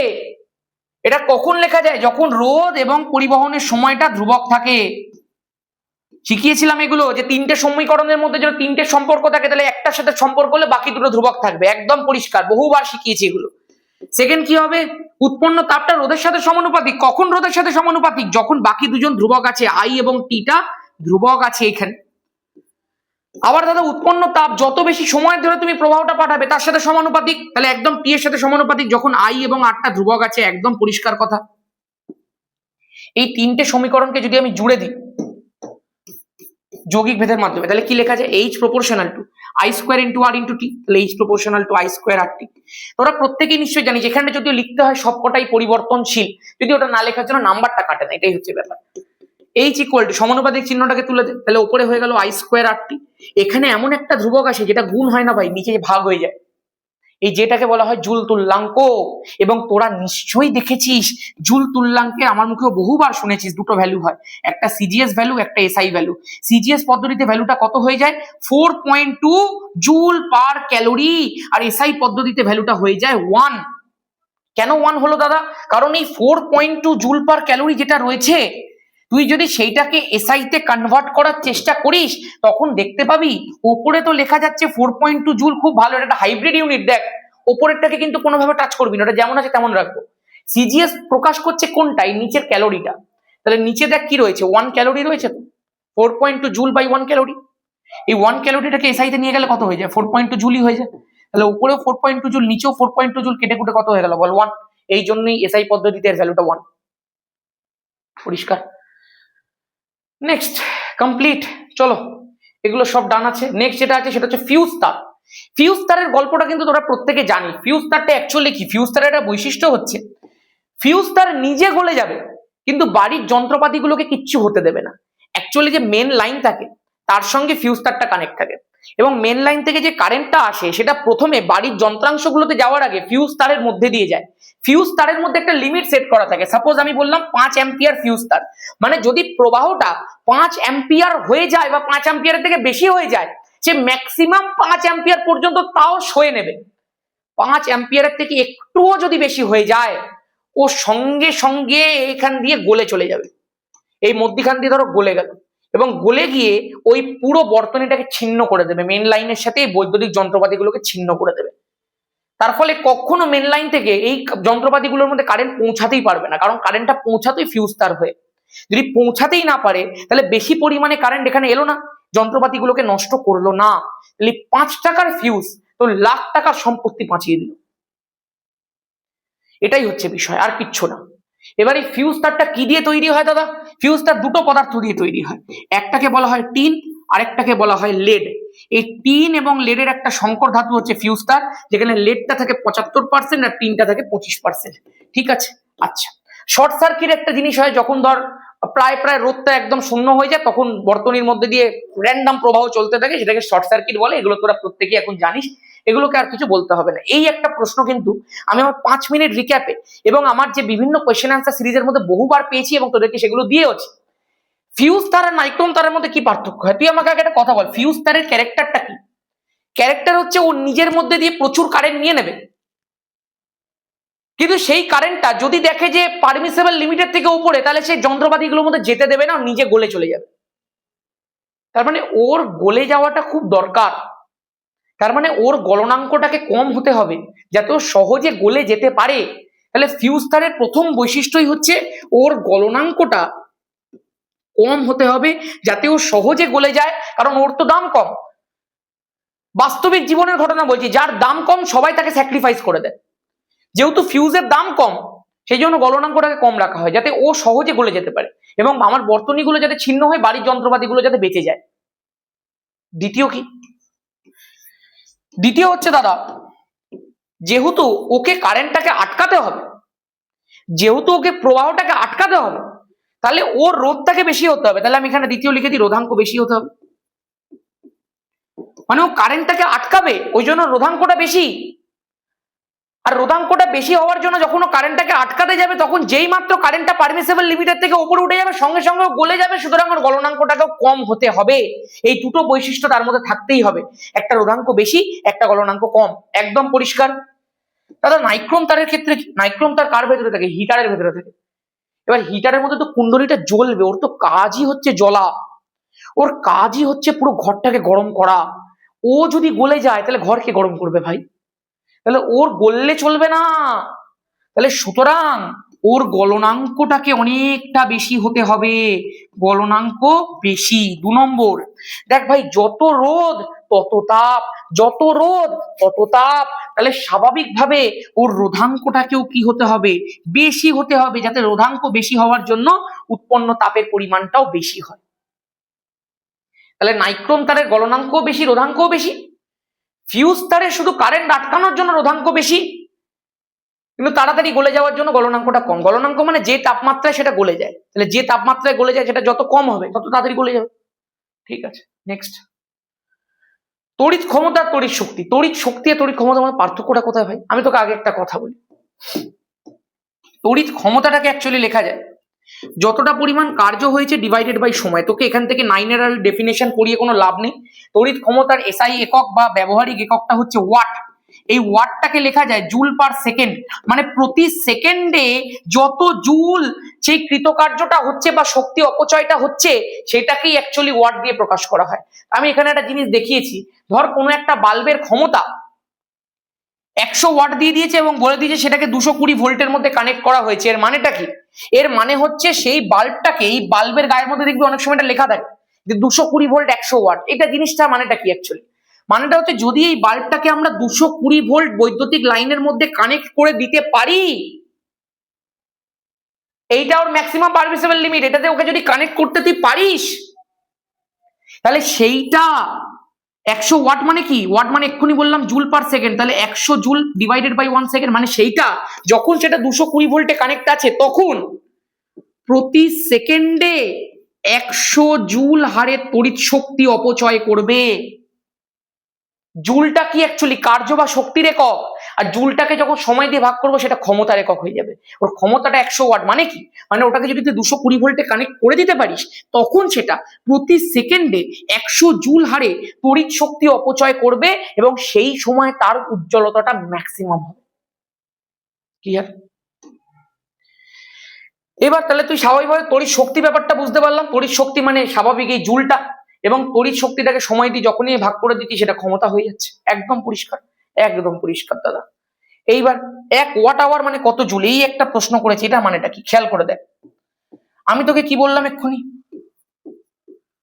তড়িৎ ক্ষমতা ইকুয়াল টু, যেহেতু জুল পার সেকেন্ড, তাহলে তড়িৎ শক্তি ডিভাইডেড বাই সময়। এবার ধর আমি তড়িৎ ক্ষমতাটাকে ওয়াট এককে মাপছি আর সময়টাকে ধর আমি আওয়ার এককে মাপছি, তাহলে তড়িৎ শক্তির এককটা কি হয়ে যাবে বল? শক্তির এককটা হয়ে যাবে এই দুটো কোনাকুনি গুণ কর, ওয়াট ইন্টু আওয়ার। একদম পরিষ্কার। তাহলে ওয়াট আওয়ার, বা যদি এখানে বেশি করে কিছু মাপতে হয় তাহলে কিলো ওয়াট আওয়ার আমরা ইউজ করি, কিলো ওয়াট আওয়ার। এই ওয়াট আওয়ার বা কিলো ওয়াট আওয়ার এগুলো কার একক অ্যাকচুয়ালি? তড়িৎ ক্ষমতার সঙ্গে যখনই সময় গুণ হচ্ছে, তড়িৎ ক্ষমতার সঙ্গে যখনই সময় গুণ হচ্ছে, সেটা অ্যাকচুয়ালি কার একক হয়ে যাচ্ছে? তড়িৎ শক্তির একক হয়ে যাচ্ছে। তাহলে ওয়াট আওয়ারও তড়িৎ শক্তির একক, কারণ সেখানে ক্ষমতার সাথে সময় গুণ। কিলোওয়াট আওয়ারও তড়িৎ শক্তির একক, কারণ সেখানে ক্ষমতার সাথে সময় গুণ। একদম পরিষ্কার, এটা পরীক্ষাতে বহুবার এসছে। এটাকে বিওটি বলা হয়ে থাকে, তাই না? যার অঙ্ক তোদেরকে বহু করিয়েছি, বহু এলকিউতে। নেক্সট, চলতরিতের একটা অঙ্ক দেবো নাকি? একটা সেট ওয়ান শট, পর্ষদ, এবিটিএ, টার্গেট, তিনটেকে মিলিয়ে একদম প্রপার একটা সেট তৈরি করে এমন কিছু সেট অফ অঙ্ক 20টা 25টা মতো অঙ্ক জোগাড় করবো, যেগুলো করলে তার বাইরে আর কোনো কিছু আসবে না। দেবো একটা, তোরা বললে দিয়ে দেবো, যা। একটা দেখ প্রশ্ন আছে, 1 ওয়াট আওয়ার মানে কত জুল? দেখ ভাই, ওয়াট আওয়ারটা কার একক বল? তড়িৎ শক্তির একক, কারণ এখানে ক্ষমতার সাথে সময় গুণ হচ্ছে। এবার খেয়াল করে দেখ, 1 ওয়াট আওয়ার মানে কি? 1 ওয়াট ইন্টু 1 আওয়ার। 1 ওয়াট লিখলাম ইন্টু 1 আওয়ারকে আমরা সেকেন্ডে কনভার্ট করব। কেন? কেন? কারণ ওয়াট মানে তোকে আমি কি বলেছি? এক্ষুনি শিখিয়েছি, ওয়াট মানে হচ্ছে জুল পার সেকেন্ড। তাহলে আমাকে যদি এখানে জুল বার করতে হয়, ওয়াটটাকে আমি কিভাবে লিখতে পারি বল? 1 জুল ডিভাইডেড বাই 1 সেকেন্ড। আমাকে যদি এখান থেকে জুলটাকে বার করতে হয় তাহলে তো সেকেন্ডটাকে কাটতে হবে, আর সেকেন্ডটাকে তো কখনো আমি 1 আওয়ার দিয়ে কাটতে পারবো না। তাহলে আমাকে আওয়ারটাকে কিসে নিয়ে যেতে হবে? সেকেন্ডে নিয়ে যেতে হবে। তাহলে 1 আওয়ার মানে কত? 60 মিনিট। আর 60 মিনিট মানে 60 ইন্টু 60, এই পুরোটা করে দিলে তবে তুই সেকেন্ড পাবি। এবার এই সেকেন্ড দিয়ে এই সেকেন্ডটা কেটে যাবে, কেটে গেলে 6 6 36 এবং দুটো শূন্য, এত জুল বেরিয়ে গেল। আশা করতে পারি ক্লিয়ার আছে। তাহলে 1 ওয়াট আওয়ার মানে 3600 জুল, একদম পরিষ্কার। এটাকে সেকেন্ডে নিয়ে যাওয়ার কারণটা জানতে হবে তো। কারণটা হচ্ছে ওয়াট মানে joule per second, joule per hour নয়, কিন্তু যেহেতু এটা সেকেন্ড এই জন্য এটাকেও সেকেন্ডে কনভার্ট করতে হলো। ক্লিয়ার? তোরা তাহলে আমাকে একটা জিনিস নিচে করে বলতো দেখি, 1 কিলোওয়াট আওয়ার ইকুয়াল টু কত জুল? নেক্সট, এইবার চল একটুখানি দেখা যাক, একদম শেষ পর্যায়ে আমরা চলে এসেছি, অ্যাম্পিয়ারের সন্তরণ নিয়মটাকে একটু শিখে ফেল ভাই। তোরা প্রত্যেকেই নিশ্চয়ই জানিস যে যখন একটা তড়িৎবাহী তারের মধ্যে দিয়ে তড়িৎ প্রবাহ হয়, তখন সেই তড়িৎ প্রবাহের জন্য চৌম্বক ক্ষেত্রের সৃষ্টি হয়। এই তারের চারপাশে এরকম ভাবে তুই চুম্বক বলরেখা দেখাতে পারিস। বলরেখাগুলোই অ্যাকচুয়ালি চৌম্বক ক্ষেত্রটাকে নির্দেশ করছে। সবসময় খেয়াল রাখ, চৌম্বক ক্ষেত্রের মধ্যে তড়িৎ প্রবাহ সৃষ্টি হয়, আবার তড়িৎ ক্ষেত্রের মধ্যে চৌম্বক প্রবাহ সৃষ্টি হয়। এই দুটো জিনিস একে অপরের মধ্যে থাকবেই থাকবে। তড়িৎ থাকলে চুম্বক থাকবে, চুম্বক থাকলে তড়িৎ থাকবে, সবসময় খেয়াল রাখবে। তাহলে যখনই তড়িৎ প্রবাহ হবে চুম্বক বলরেখা থাকবে, চুম্বক ক্ষেত্র থাকবে। আর চুম্বক বলরেখা আছে মানেই সেখানে যদি আমরা একটা চুম্বক শলাকা বসিয়ে দিই, তাহলে সেই চুম্বক শলাকাটা কোনো না কোনো দিকে বিক্ষেপিত হবে। প্রশ্নটা হচ্ছে দাদা কোন দিকে বিক্ষেপিত হবে? ধরো এইটা আমি উত্তর মেরু বসিয়েছি, এটা আমি দক্ষিণ মেরু বসিয়েছি। এইটাই জানার জন্য অ্যাম্পিয়ারের সন্তরণ নিয়মটাকে কাজে লাগানো হয়েছিল। ধরে নেওয়া হয়েছিল যে এরকম একটা তার আছে, এই তারের মধ্যে দিয়ে এই বরাবর তড়িৎ প্রবাহিত হচ্ছে, আই প্রবাহিত হচ্ছে। এবার এই যে আইটা প্রবাহ হচ্ছে, সেই বরাবর একটা মানুষকে উল্টে দেওয়া হলো। বলা হলো ধরি একটি মানুষ বা একজন সাঁতারু, সে তড়িৎ প্রবাহের অভিমুখে হাত পা ছড়িয়ে এমন করে সাঁতার কাটছে যে তার মুখটা সর্বদা চুম্বক শলাকার দিকে আছে। আমি নিচে চুম্বক শলাকাটাকে বসিয়েছি। তাহলে কি বলা হলো? যে একজন ব্যক্তি তড়িৎবাহী তারের ওপর দিয়ে তড়িৎ প্রবাহের অভিমুখে হাত পা ছড়িয়ে এমন ভাবে সাঁতার কাটছে যে তার মুখ সর্বদা চুম্বক শলাকার দিকে আছে। এই অবস্থায় ব্যক্তির বাম হাত যেদিকে থাকবে, চুম্বক শলাকাটার উত্তর মেরু সেই দিকেই বিক্ষেপিত হবে। তাহলে আমরা বিক্ষেপের দিকটাকে বের করে নিতে পারলাম যে যেই দিকে বাম হাতটা থাকবে, চুম্বক শলাকাটা উত্তর মেরুটাও সেই দিকেই বিক্ষেপিত হবে। একদম পরিষ্কার। আচ্ছা দাদা, তুমি যে এক্ষুনি ওই চুম্বক বলরেখার ব্যাপারটা বললে, চুম্বক বলরেখাগুলো কোথায় সৃষ্টি হয়, কিভাবে সৃষ্টি হয়, চল ভাই সেই বিষয়টা একটুখানি দেখে নি। ধর আমার কাছে একটা তড়িৎবাহী তার আছে, আমি একটা তার জাস্ট একটু জোগাড় করি, 1 মিনিট। ধর আমার কাছে এইরকম একটা তার আছে, চার্জারের তারে নিয়ে আসছি। এই তারটার মধ্যে দিয়ে ধর এইরকম ভাবে ওপরের দিকে তড়িৎ প্রবাহ হচ্ছে, এরকম ভাবে ধর ওপরের দিকে এরকম ভাবে তড়িৎ প্রবাহ হচ্ছে।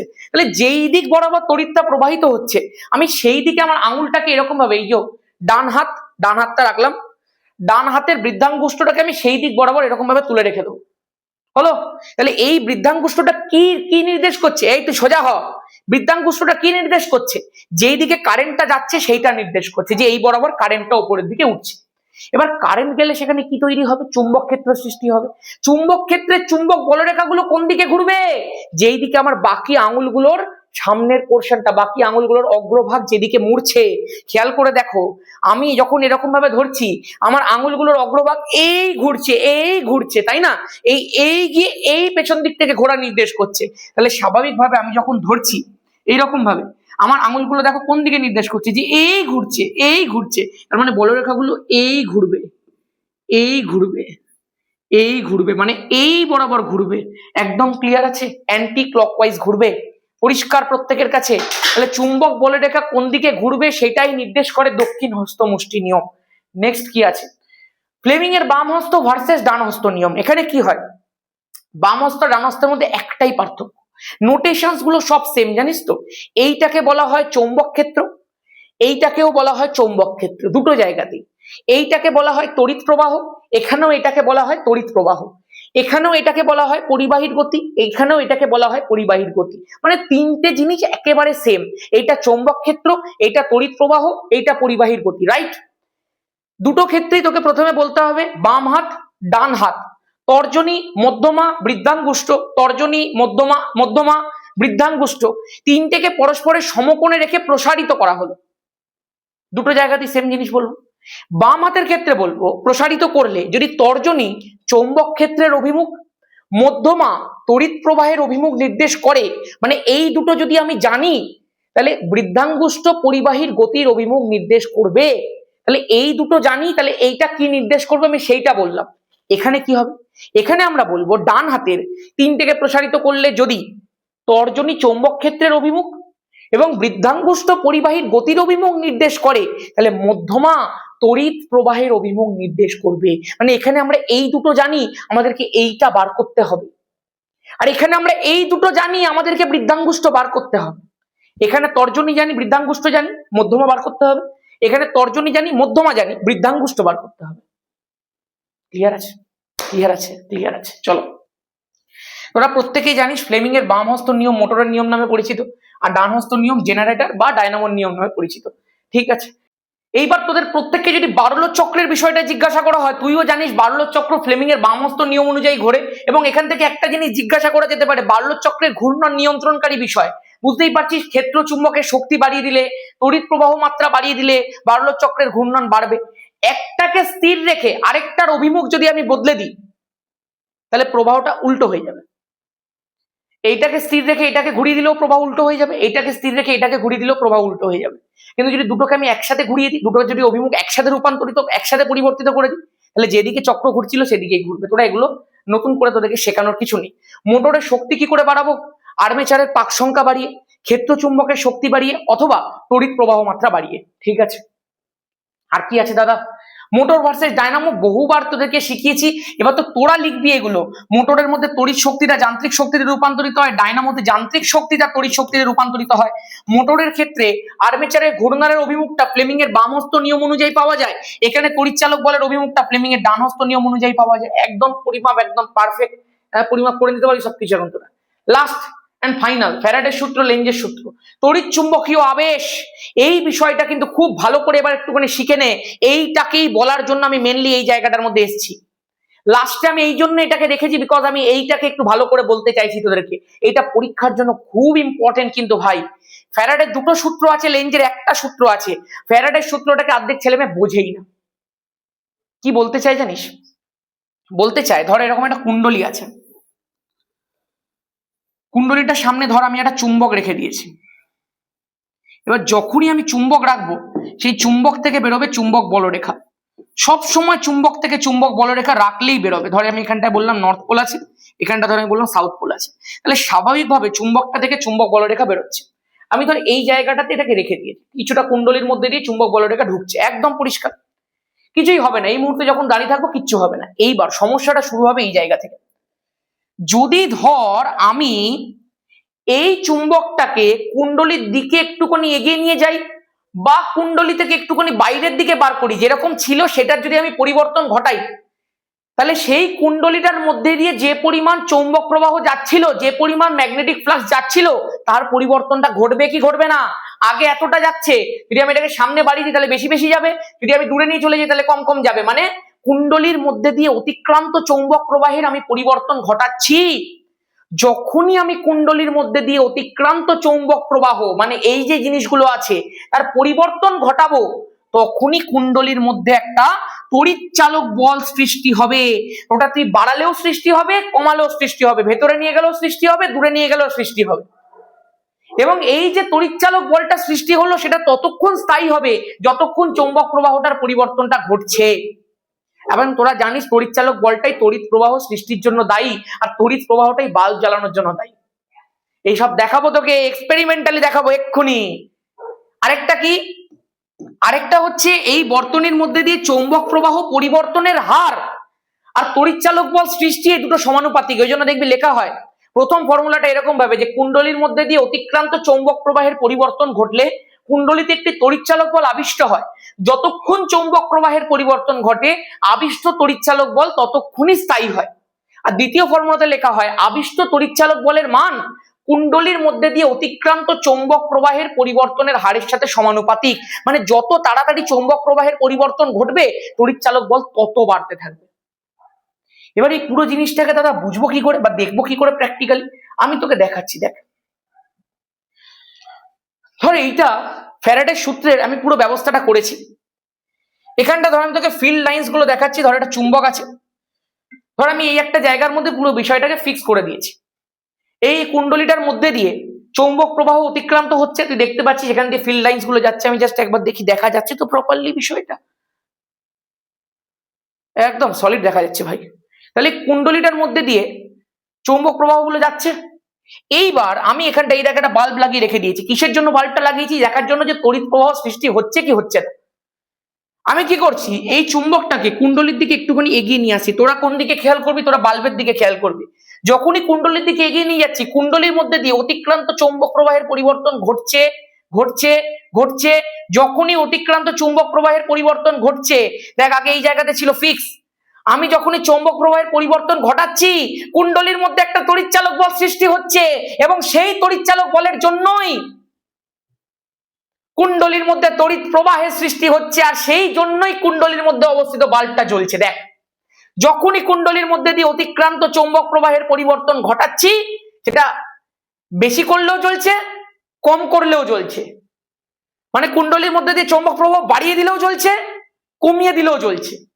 তাহলে যখনই পরিবর্তন ঘটাবো, কুণ্ডলীতে একটা তড়িৎ চালক বল সৃষ্টি হবে, যেইটা তড়িৎ প্রবাহটা সৃষ্টির জন্য দায়ী। এবং যতক্ষণ পর্যন্ত চৌম্বক প্রবাহের পরিবর্তন ঘটবে, আবিষ্ট তড়িৎচালক বল ততক্ষণ স্থায়ী হবে। একদম পরিষ্কার। দেখ, আমি এখন পরিবর্তন ঘটাচ্ছি না, কোনো তড়িৎচালক বল নেই। যেই মাত্র পরিবর্তন ঘটাতে শুরু করবো, আবার তড়িৎচালক বল সৃষ্টি হবে। এবং যত বেশি পরিবর্তন, তড়িৎচালক বলের মান তত। সেকেন্ড সূত্র, পরিবর্তনের হার তড়িৎচালক বলের সাথে সমানুপাতিক। একদম পরিষ্কার ভাই, পরিষ্কার। ফ্যারাডের সূত্র ক্লিয়ার একদম। এবার লেঞ্জের সূত্রটা একটুখানি বলে দিই। লেঞ্জের সূত্রটা কি অ্যাকচুয়ালি? লেঞ্জের সূত্র হচ্ছে, যে কারণে সৃষ্টি হয়েছে তড়িৎচালক বলটা, তড়িৎ প্রবাহটা, ও সেই কারণটাকেই বাধা দেবে। যেমনি নর্মাল জীবনে হয়ে থাকে, তুই যার জন্য সফল হলি প্রথমে তাকেই লাত মারবি। একদম পরিষ্কার কথা ভাই। ধর তুই পাহাড়ের উপরে উঠছিস, ধর তোকে যে নিচে আছে সে একটুখানি তুলে দিল, তুই সবার প্রথমে উঠে তাকেই লাত মেরে দিবি, যা তুই নিচে পড়ে যা।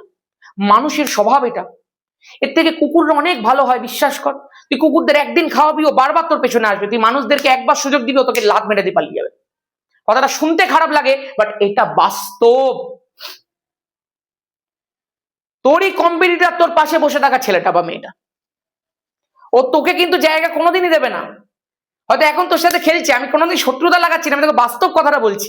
আমার কাছে দুখানা যমজ বোন পড়ে টেনে, দুজনে যমজ, একই সাথে পড়াশোনা করে। আমি তোকে বলেছি দুজনেই মেডিকেল দেওয়ার জন্য পড়বে, সিট কিন্তু দুজনের মধ্যে তখন কম্পিটিশনের ব্যাপার চলে আসবে। এটা সব সময় জীবনের বাস্তব সত্য। কারোর মধ্যে কোনোদিনও তুই কম্পিটিশনটাকে এড়াতে পারবি না, সব সময় থাকবে। এবার যেটা বলছি শোন, লেঞ্জের সূত্র। লেঞ্জের সূত্র হচ্ছে সেলফ ডিস্ট্রাকশন সূত্র। মানে ও যে কারণের জন্য সৃষ্টি হবে সেটাকে বাধা দেবে। কিভাবে বাধা দেবে একটুখানি দেখে নে। ধর আমি তোকে বলছি, এখানটাতে কি পোল আছে? নর্থ পোল আছে। এবং এই যে চুম্বকটা রয়েছে, সেই চুম্বকটা যখন এই বরাবর যাচ্ছে, যখন কুণ্ডলীর মধ্যে দিয়ে তড়িৎ প্রবাহ সৃষ্টিটা হচ্ছে, কেন হচ্ছে? কারণ এই চৌম্বক ক্ষেত্রটার পরিবর্তন ঘটছে বলে। সঙ্গে সঙ্গে তড়িৎ প্রবাহটা সৃষ্টি হওয়ার পরে কি হবে জানিস? তুই তো জানিস তড়িৎ প্রবাহ সৃষ্টি হলে সেখানে চৌম্বকত্বের সৃষ্টি হয়। তাহলে এই উৎপন্ন তড়িৎ প্রবাহটা কি কাজ করবে? দেখ, উৎপন্ন তড়িৎ প্রবাহ যেহেতু এই চুম্বকটা ভেতরে ঢুকে তড়িৎ প্রবাহটাকে সৃষ্টি করছে, ও ভেতরে ঢুকছে, এখন ভেতরে ঢুকছে, ওই জন্য ও এটাকে না ঢুকতে দেওয়ার জন্য এখানটাতে একটা সমমেরু সৃষ্টি করবে। তাহলে এখানেও নর্থ পোল, এখানেও নর্থ পোল। নর্থ পোলকে কি করবে বল? বিকর্ষণ করবে। ও যে ভেতরে ঢুকে তড়িৎ প্রবাহটাকে সৃষ্টি করছিল, ও এখন আর ভেতরে ঢুকতে পারছে না। যদি ভেতরে না ঢুকতে পারে, তাহলে চৌম্বক প্রবাহের পরিবর্তন হচ্ছে না। চৌম্বক প্রবাহের পরিবর্তন যখনই হবে না, সঙ্গে সঙ্গে তড়িৎ প্রবাহটা নষ্ট হয়ে যাবে। মানে ও যেটার জন্য সৃষ্টি হয়েছিল চৌম্বক প্রবাহের পরিবর্তনের জন্য, ও সেটাকে আর পরিবর্তিত হতে দিচ্ছে না, সমপোল সৃষ্টি করে দিচ্ছে যাতে ভেতরে না ঢুকতে পারে। এবার যখনই ভেতরে ঢুকবে না, সঙ্গে সঙ্গে বাইরে বেরোনোর চেষ্টা করবে, তখন আরেক ঝামেলা। কারণ বাইরে বেরোতে গেলেও তো তাও তো চৌম্বক প্রবাহের পরিবর্তন ঘটবে, তখন তো আবার সৃষ্টি হবে। তখনও কি ফন্দি আঁটবে দেখ। যখনই ও ভেতরে ঢুকতে পারছে না, এবার বাইরে বেরোনোর চেষ্টা করছে, এবার যখনই বাইরে বেরোচ্ছে আবার চৌম্বক প্রবাহের পরিবর্তন ঘটছে। এইবার যাতে ও বাইরে না বেরোতে পারে, সেই কারণে এখানে বিপরীত মেরু সৃষ্টি করবে। নর্থ আছে, এখানে সাউথ সৃষ্টি করবে। তার ফলে ও যখনই এরকম ভাবে বাইরে পেছনের দিকে বেরিয়ে যাচ্ছিল, আর যেতে পারছে না, কারণ এখানটা সাউথ সৃষ্টি হয়ে গেছে, ওকে টানছে। আবার যখন সামনের দিকে যাবে, যখন সামনের দিকে গিয়ে পরিবর্তন ঘটানোর চেষ্টা করবে, আবার এখানে সমমেরু সৃষ্টি করে দেবে, নর্থ সৃষ্টি করে দেবে, তার ফলে আরো সামনেও যেতে পারবে না। মানে যে কারণে তড়িৎ প্রবাহটা সৃষ্টি হয়েছিল, তড়িৎ প্রবাহ সৃষ্টি হওয়ার পর সেই কারণটাকেই বাধা দিয়ে দিল, সৃষ্টির কারণটাকেই বাধা দিল। দিস ইজ লেঞ্জের সূত্র। আশা করতে পারি পুরো পরিষ্কার। চলো তড়িৎ আমি তোকে পুরো ক্লিয়ার করে দেওয়ার চেষ্টা করলাম। ওয়ান শট হয়তো আমি বলিনি, বাট অ্যাকচুয়ালি এটা ওয়ান শটই হয়ে গেছে। অনেকটা সময় ধরে তোকে করিয়ে দিয়েছি, এবং অ্যাকচুয়ালি ওয়ান শট প্রিপারেশনে যেরকম ভাবে বোঝানো উচিত আমি তোকে সেই রকম ভাবেই করিয়ে দিয়েছি। সো এটাকে আমি থাম্বনেল হয়তো ওয়ান শটে দেবো না, বাট এইটা ওয়ান শটই ছিল। একদম পরিষ্কার, সবার কাছে ক্লিয়ার। চলো তড়িৎ নিশ্চয়ই ডান। এবার জাস্ট প্রবলেম গুলোকে কর, এলএকিউ গুলো কর, এসএকিউ গুলো কর। ধামাকা ব্যাচে থাকলে তুই রেগুলার এলএকিউ প্র্যাকটিস করছিস। ধামাকা ব্যাচে যারা 1 জানুয়ারির ওই গিফটটাতে ভর্তি হবি, তারা 1 মাস সময় পাবি। যেগুলো যেগুলো সমস্যা থাকবে সব ক্লিয়ার করে নিবি, এলএকিউ গুলো প্র্যাকটিস করে নিবি একদম তাড়াতাড়ি করে। ঠিক আছে, ব্যাস আজকের মতো এখানেই। প্রত্যেকে খুব ভালো থাকিস, সুস্থ থাকিস, ভালো করে পড়তে থাকিস। আমি সব সময় আছি ভাই। তোদের পরে কি লাগবে তুই বল। মিক্সড চলো তড়িতের অঙ্ক করি দেবো, এটা ওয়ান শট বললে করি দেবো। যা, রাসায়নিক গণনা খুব তাড়াতাড়ি আসছে, মিক্সড করাবো।